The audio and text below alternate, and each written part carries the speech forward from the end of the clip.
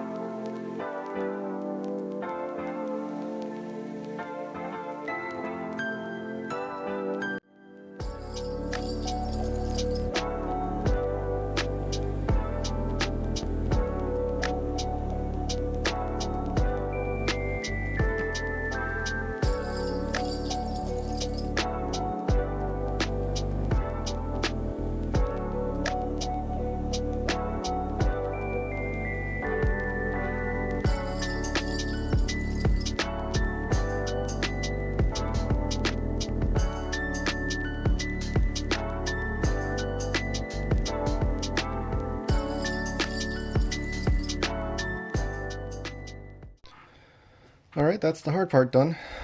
Now we just have to put in the pins and the capacitors.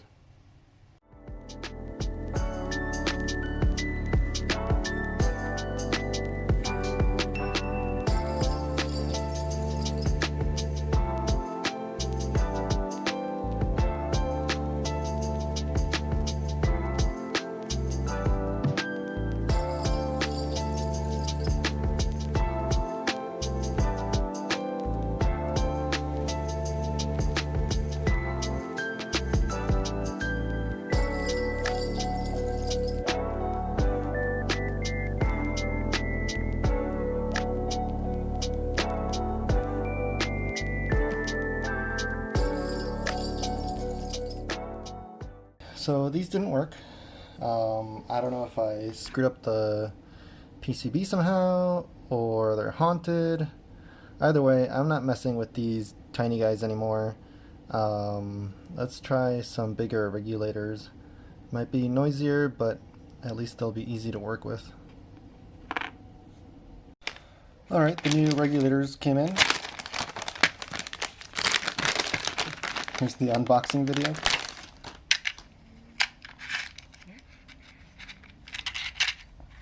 Pretty cheap, I think at like $2 each. Kind of smaller than I thought they'd be. I gotta look up the data sheet to figure out which side's which. This is, by the way, the LM2937ET. And it looks pretty straightforward. Front view, yep. So I guess bottom input, then they both share ground, and then output, top. It's kind of nice to basically fit these prototype cables. Now I gotta make sure to not touch anything to anything else.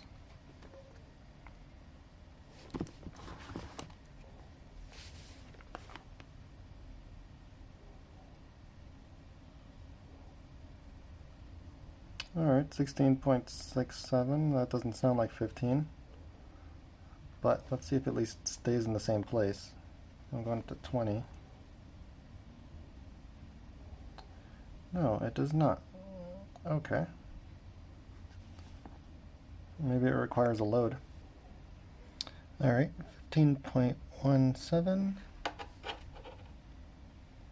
Let's go 18 volts. 16.3. Nope, it still doesn't work. Alright, it's kind of messy, but this is what I did. We got the dropout here.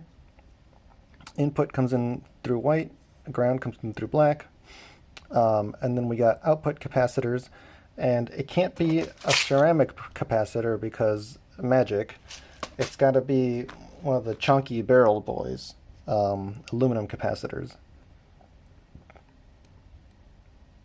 I get 15 even, and that's with 17.9 volts. Let's go up to 20, and hopefully I didn't jank up anything. And we're basically still at 15 even. Okay, so the last boards were meant for the other device, the little chippy one that goes right there. But I think we might be okay. Because, so if you remember correctly, left side is in, middle is ground, right side is out. I think what we can do is connect the in to this guy right here. So we'll draw that.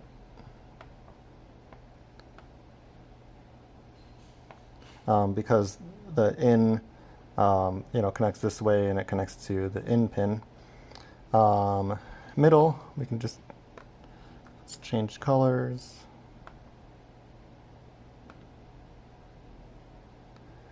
That goes to ground, so we got a space right there. And then out, let's change colors again. Out can go this way to this guy, and so that goes out. And then between, I don't know if both things are going to fit in there, but between this guy and that guy, we can put in our capacitor. Obviously capacitors are blue, and so we'll do a little capacitor, and we can just put, one there, one to ground, and one to the out. Alright, there you have this Frankenstein's monster of a circuit. Let's try it out.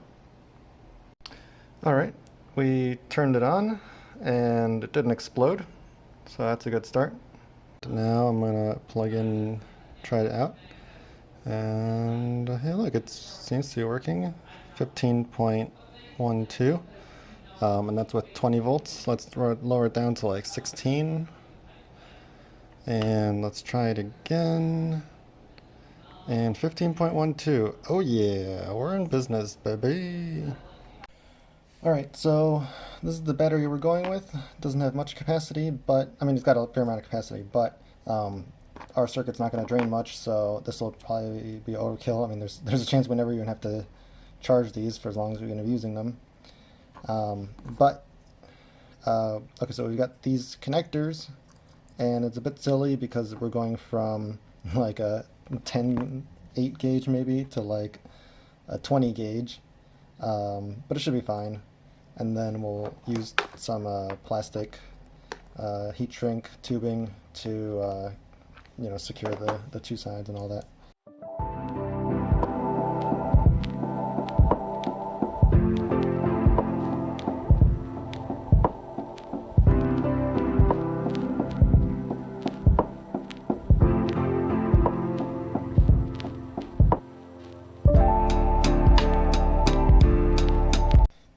now the moment of truth. Will it work or will it catch fire? Alright, popping this in. Alright, no fires yet. Let's plug this in. Okay, it's not exploding, that's good. Try not to short anything. 15 voltaroonies. Alright, so it looks like everything's plugged in and it hasn't caught fire yet, so we're good. I'm just going to touch this guy, and it's not warm, so yeah, we're good. Alright, let's run it.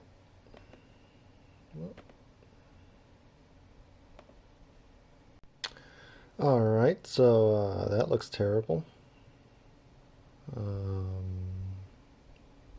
I guess their LDOs are a bit noisier than I expected.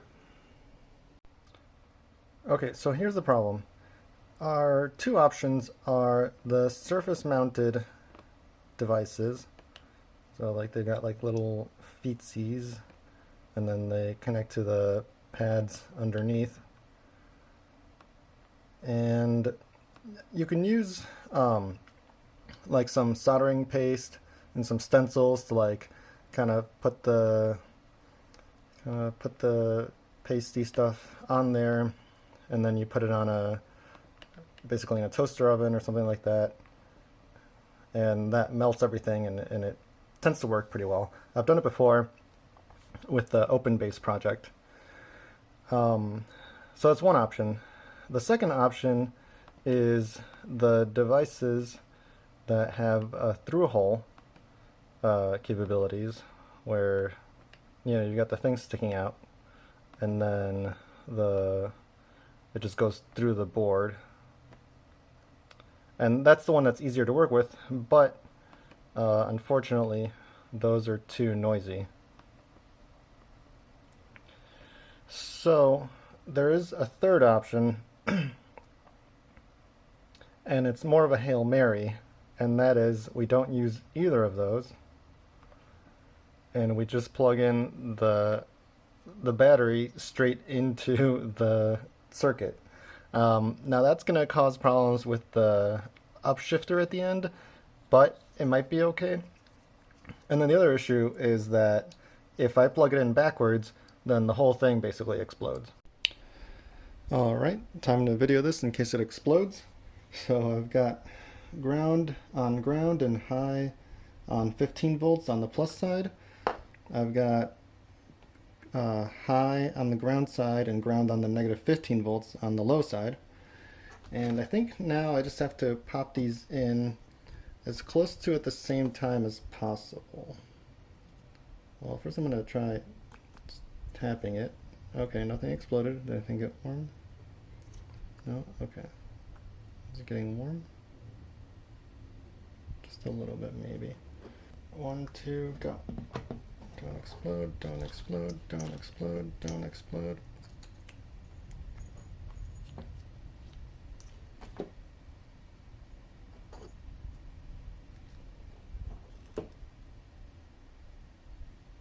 Alright, is it getting hot? No, I think we're okay. Alright, we're cooking. So I don't think the phone microphone's picking it up, but the batteries are making like bubbly noises when they're being used, which is weird because I'm only using 22 milliamps. Also, I don't know which set of batteries it is, if it's the new bias voltage batteries, or if it's the polarization coil batteries, but it made a popping noise earlier and I almost pooped myself. So this is the first run, super messy, and this is the last run, basically perfect. So maybe there is something to it. So I just have to throw out the first, like, I don't know, 15 runs. Or I guess I could just let it run continuously for a few seconds and then start throwing things out. Alright, so I don't know if I just got lucky or if I just had to wait long enough for the batteries to like finish calming down, but that seems to be working. We've got a signal right there. So yeah, I think we're ready for the next step. But before that, I'm going to try to figure out some good fusing solutions so I don't accidentally plug it in backwards and explode everything. And we'll move on from there. Alright, so the next thing to do is to take this plank and some zip ties and zip tie everything to the plank, and then we can go to the park.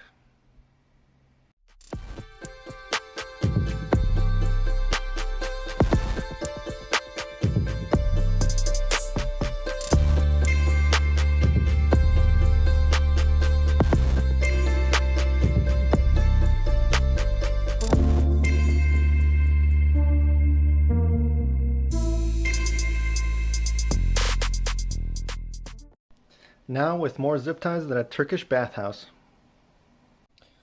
Alright, so these connector things are great. Goes from the battery to the computer quantum thingy. But the batteries could blow up my circuit if I'm not careful.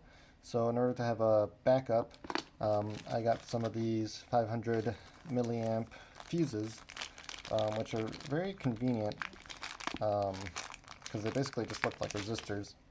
And so I can just slip them in and it'll be nice.